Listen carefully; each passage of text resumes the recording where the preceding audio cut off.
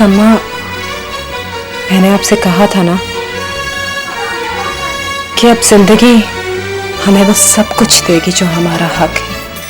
तुम जानते हो आकाश, घर में जो कुछ भी हो रहा है, सारा आंटी बहुत डिस्टर्ब रहने लगी है। मुझे डर है कहीं वो बेचारी बीमार ही ना हो जाए। अरे चल जा मौज कर, चल कल आना मेरे पास, बड़ी जरूरी गल करनी है तुझसे। वो जैन, मैंने उसे तुम्हारा मैसेज दे दिया, लेकिन उसे जल्दी थी, वो डिनर के लिए जा रही है। आप कुछ कीजिए बाजी, मेरे बच्चे कई दिन फाके करने लगे। मैं बहुत परेशान हूँ बाजी। मैं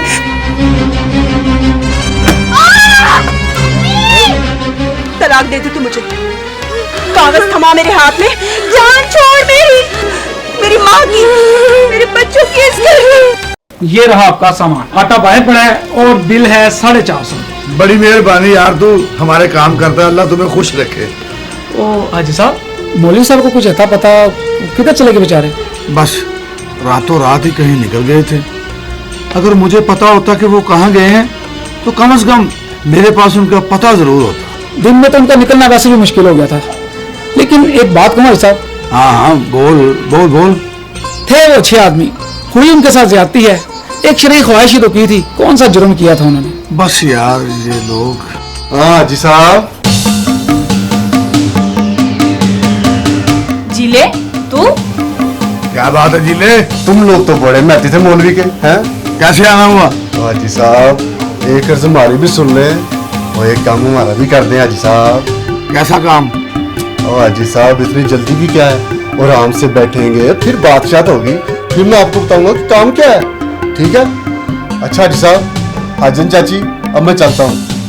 हाजी साहब फिर आऊंगा मैं, ठीक है? अल्लाह हाफ़िज़। लेकिन तुम पापा के मिजाज को अच्छी तरह समझती हो। देखो आकाश, किसी ना किसी को तो हिम्मत करनी पड़ेगी। अगर तुम्हें अपनी मामा से मोहब्बत है तो तुम्हें ये हिम्मत करनी चाहिए। लेकिन चित्रा, अगर उन्होंने गुस्सा किया तो? देखो तुम उनसे मिसबिहेव मत करना, जो मैंने तुम्हें समझाया है तुम वही कहना, ताकि उन्हें अंदाजा तो हो कि उनकी रवैये की वजह से घर में क्या हो रहा है। ठीक कह रही हो तुम। कम ऑन वकास, देखो सायरा आंटी की जो हालत है और जो इस घर की, अगर तुम्हारी जगह मैं होती ना, पता नहीं अब तक क्या कुछ कर बैठती। ठीक है, मैं बात करता हूँ, जरा फ्रेश हो जाओ।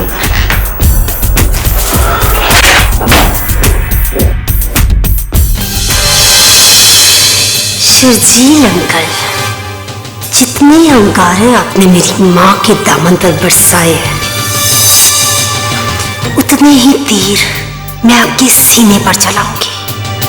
सब याद है, माफ नहीं करूंगी किसी को भी।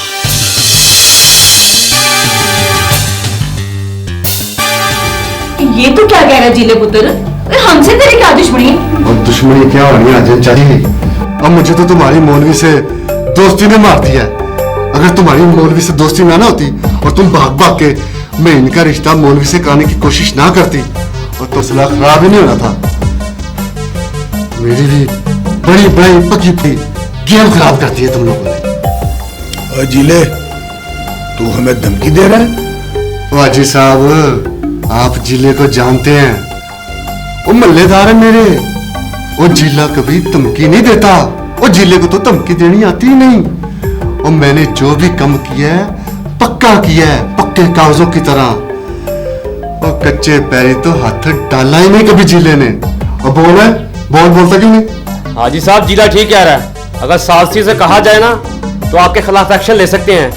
अब उनको चुप कराने के लिए कोई ना कोई कीमत तो देनी पड़ेगी। है कीमत? कैसी कीमत हाजी साहब? वो कोई खास नहीं हाजन चाची, वो कोई खास नहीं। बस जो काम तुम मौलवी के लिए करते थे ना, वही जरा पक्का हाथ डालकर पक्के कागज पर मेरा कर दो। क्या कहना चाहते हो क्या मतलब है तुम्हारा? मतलब मैं समझाता हूँ चाची। देखो,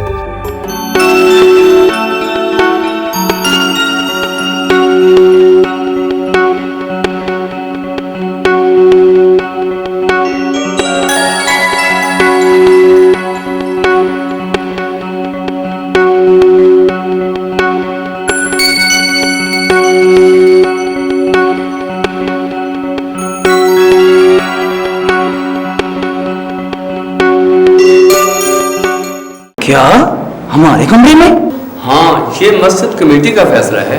हमारे कमरे में तो पहले जगह नहीं है, ऊपर से इतना सामान, और फिर मैं और तारा। मैंने भी मस्जिद कमेटी के मेंबरान को यही बात कही थी, मगर क्या कहने लगे वो? आप उन्हें बताते कि कितनी जानमारी करते हैं हम दोनों मस्जिद के लिए। भाई सच बात तो ये है असनाउल्लाह, तुम और तारे दोनों पर लोग खफा है। खफा है? मगर क्यों इमाम साहब? आपकी सब्जियां वक्त पर लाते हैं, लोगों के घरों से आपके लिए खाना बनाते हैं और कभी देर नहीं की, और आपके वजू के लिए दिन रात वक्त पर पानी गर्म करते हैं। आप उन्हें बताते हैं ना इमाम साहब ये सब कुछ। ओ भाई वो तो सब कुछ ठीक है, मगर फिर मगर क्या इमाम साहब? मगर ये कि लोग मस्जिद के इंतजाम की बात करते हैं और मस्जिद की सफाई सुथराई के ऊपर नाना थे। ओहो, तो आपने क्या कहा? मैंने तो बहुत कोशिश की है, मगर मौलवी बरकतुल्लाह ने लगा है कि मस्जिद कमेटी के कुछ मेंबरों को ऐसा शीशे में उतारा है, उन्हें और कुछ नजर ही नहीं आ रहा। कोई तो उनके अजान का दीवाना है और कोई उनके लहजे की मिठास को बेहद पसंद करता है। तो आप उन्हें समझाएं ना कि इस मौलवी बरकतुल्लाह का तो कोई वाली वारस ही नहीं है। क्या खबर किधर से आया है, पता नहीं मुसलमान भी है कि नहीं। उस दिन देखा नहीं आपने कितनी जोर से कुरान पाक उठाया था उसने? हाँ, क्या खबर दहशतगर्द ही हो। देख लें इमाम साहब, अगर दहशतगर्द निकला ना तो लेने के देने पड़ जाएंगे।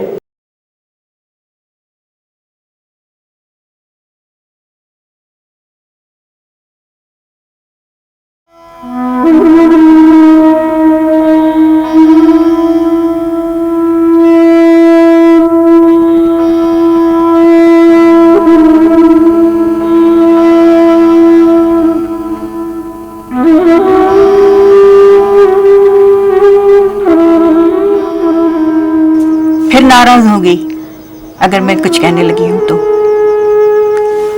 हालांकि मैं जानती हूं सज्जाद जैसा शख्स जो घर दामाद बनना चाहता है यही सब करेगा। सारा दिन छत पर कबूतर और पतंगे उड़ाने वाले जिंदगी की पतंग को भी ऐसे ही हवा में उड़ा दिया करते हैं। वो कुछ नहीं कर सकेगा, कभी कुछ नहीं कर सकेगा, न अपने खानदान के लिए और ना ही अपने बीवी बच्चों के लिए। इसीलिए तो फैसला किया है अम्मी, उस कबूतरबाज के चुंगल से निकलना है, उसके पिंजरे से आजादी चाहिए मुझे। इसलिए तो समझा रही हूं मैं, तू दूसरी गलती करने जा रही है। ये ना कर बेटा, ऐसी बात ना मुंह से निकाल। क्यों? मैं क्यों ना निकालूं? क्यों ना निकालूं अपने मुंह से? मजहब और मुआशरा मुझे इस चीज की इजाजत देता है। मजहब तो देता है, लेकिन मजहबी कवानीन पर अमल कराना तो माशरे की जिम्मेदारी हुआ करती है। और ऐसे किसी माशरे से क्या उम्मीद लगाना जो अपनी जिम्मेदारी ही पूरी तरह पूरी ना करता। माशरा अपनी जिम्मेदारी पूरी करता होता तो छत के नीचे मौत यूं ना नाच रही होती, तेरे बच्चे खाना खा चुके होते, यूं भूखे ना सोते। मगर अम्मी, मैं देखो बेटा, मर्द के बगैर घर को हर शख्स सराय समझना शुरू हो जाता है। सराय? हाँ, ऐसी सराय जहां पर ठहरा जा सकता है, खाया पिया जा सकता है, सोया जा सकता है, रंगरैलियां बनाई जा सकती है। मर्द के बगैर घर सराय है जहां पर मुआशरे का, मोहल्ले का हर शख्स ठहरना चाहता है। एक रात पड़ाव करके सारे दिन की थकन उतार के आगे के सफर को रवाना होना चाहता है। सोच लो बेटा, अच्छी तरह सोच लो।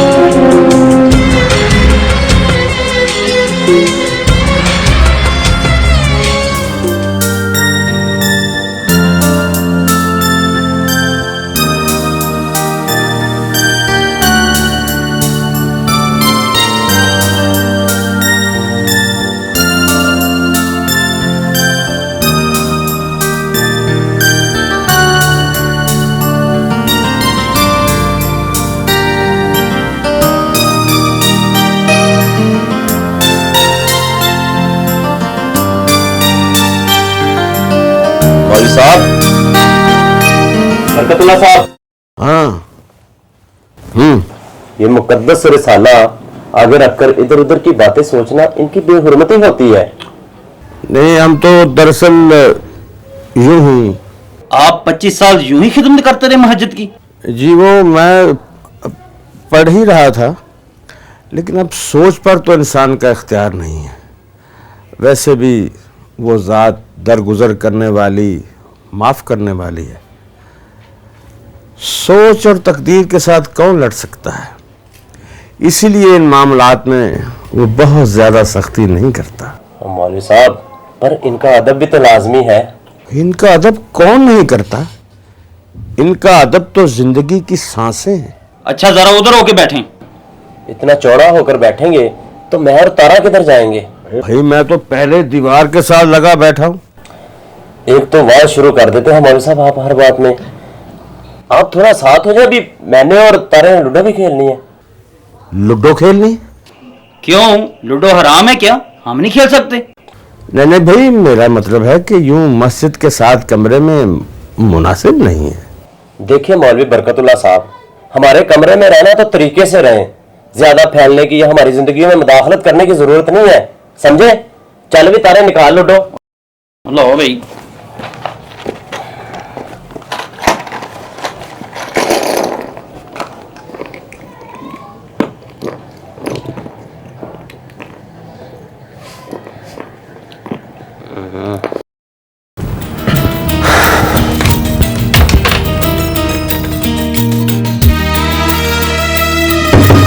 यस।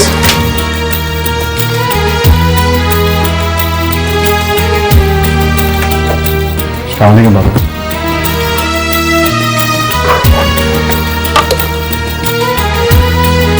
वालेकुम सलाम। मुझे आपसे जरूर बात करनी थी। हाँ बोलो। बाबा प्लीज मेरी बात का बुरा ना मनाइएगा,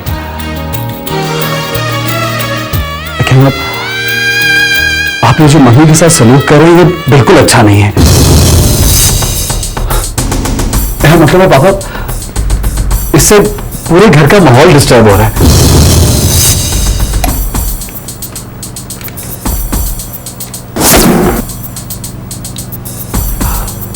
हाँ, क्या हो, बोलो। चुप क्यों कर गए?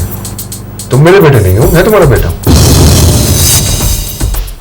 पापा प्लीज, आपको मेरी बात बुरी जरूर लग रही होगी, लेकिन मैं ये घर मेरा है या तुम्हारा? जी, आजकल की नस्ल की यही प्रॉब्लम है। कि हर चीज में इंटरफेयर करती है। जो तुम्हारा काम है वो जाके करो। जिस चीज में तुम लोगों को टांग नहीं अड़ानी चाहिए उसी चीज में तुम टांग अड़ाने की कोशिश करते हो। Shut up! Just shut up! तुम्हारी जरूरत कैसे हुई अपने बाप से इस तरह बात करने की? How dare you? शर्म आनी चाहिए तुम्हें।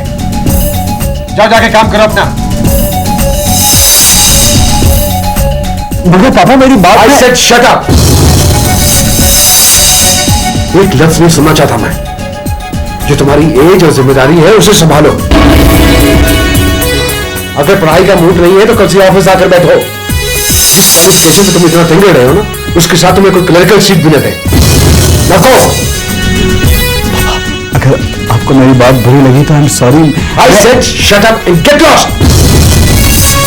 मेरी बात को ना।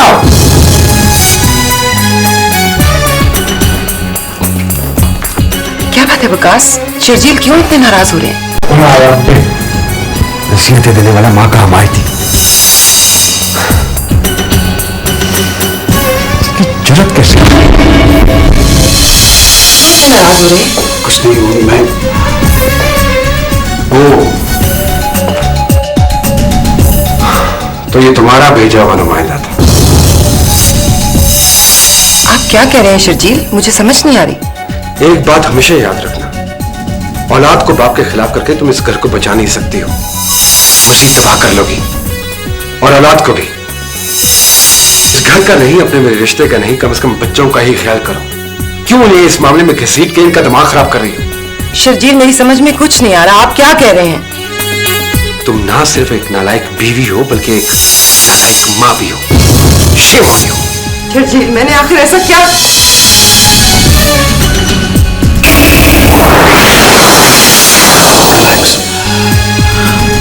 आई एम सॉरी, मैंने आपकी तकलीफ में कमी करने की बजाय और इजाफा कर दिया।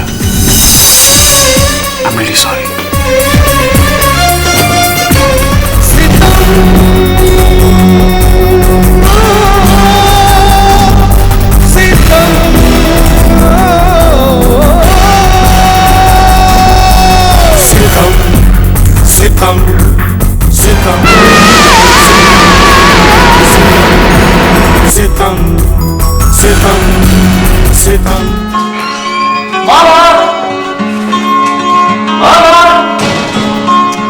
अरे मामा कहाँ है आप? अरे क्यों चिल्ला रहे हो? कोई तूफान आ गया क्या?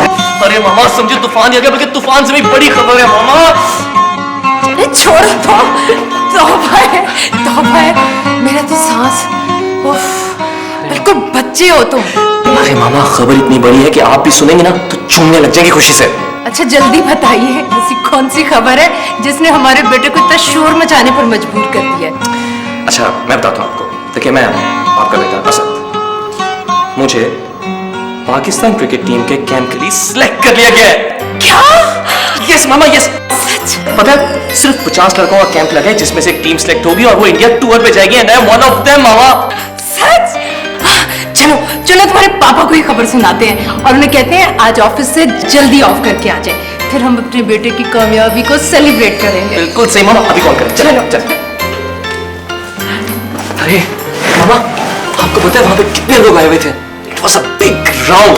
और मामा बस दुआ करें किसी तरह मेरा नाम पाकिस्तान टीम में आ जाए। मामा बस दुआ करें। मामा इतना खुश हूं कि मैं बता नहीं सकता। हेलो वजाहत। इधर क्या मैं बात करता हूँ जरा तरीके से सरप्राइज डाल के बताएंगे। हेलो पापा, वो एक्चुअली एक प्रॉब्लम हो गई है। वो पाकिस्तान टीम के लिए कैंप लगा था, उसके लिए 50 लड़कों की लिस्ट आई है। मैं कहाँ हो सकता हूँ उसमें पापा? जी पापा। अरे पापा आप क्यों यानी इतना परेशान हो रहे हैं? आप मेरा नाम है लिस्ट में पापा। यस पापा मेरा नाम है लिस्ट में, मैं उन 50 लड़कों में हूँ। पापा बस आप दुआ करें मेरा नाम किसी फाइनल सेक्शन टीम में आ जाए, then I will go to India for a tour. Yes papa. हाँ सुने जल्दी से कर रहे हैं क्योंकि मामा और मैं आपका वेट कर रहे हैं क्योंकि हमने इस खुशी को सेलिब्रेट करना है और धूम से। जल्दी है जल्दी। जल्दी मीन्स जल्दी। यू वेटिंग पापा? हाँ मामा को भी बता दिया। पापा इस दफा मुझे पाकिस्तान टीम का फ्लैग यानी पाकिस्तान टीम का कलर लगे। क्या गलत किया? बस मुझसे आपकी परेशानी नहीं देखी जाती। तुम्हें शर्जील से बात नहीं करनी चाहिए थी। ऐसी कौन सी बात हो गई थी? छोटी मोटी बातें तो घरों में होती ही रहती हैं। बच्चों को इन मामलों में इंटरफेयर नहीं करना चाहिए। आंटी, असल मुजरिम मैं हूँ। मैंने वकास से कहा था कि वो अंकल से बात करे। आंटी, वकास ठीक कह रहा है। मुझसे भी आपकी ये हालत देखी नहीं जाती। मुझे भी चाहिए, आप कितनी कमजोर हो गई हैं। अच्छा चलो चलो रो मत। सॉरी आंटी, वकास सॉरी, मेरी वजह से तुम्हें डांट पड़ी।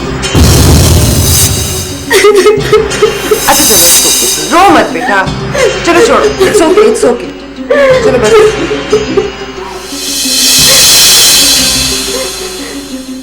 तेरी घरवाली और बच्चे तेरी इज्जत नहीं करते जो झगड़ा हो गया था। और लानत है ऐसी औलाद पर। हम मेरी औलाद ऐसी होती उन्हें मैं को के रख देता। हाँ तो और क्या, सांप को दूध पिलाने का कोई फायदा नहीं हुआ करता, आखिर में उसने दूध पिलाने वाले की बहुत पीटा से लेना होता है। इतने मसाइल होते हैं मर्द की छाती में, अगर थोड़ा सा ज़हनी सुकून के लिए और थोड़ा सा इधर ठंड डालने के लिए वो हल्का फुल्का नशा कर लेता है तो क्या बुराई है इसमें? और सच्ची बात तो ये है सजादे कि इन घर वालों को बंदे की खुशी देखी नहीं जाती।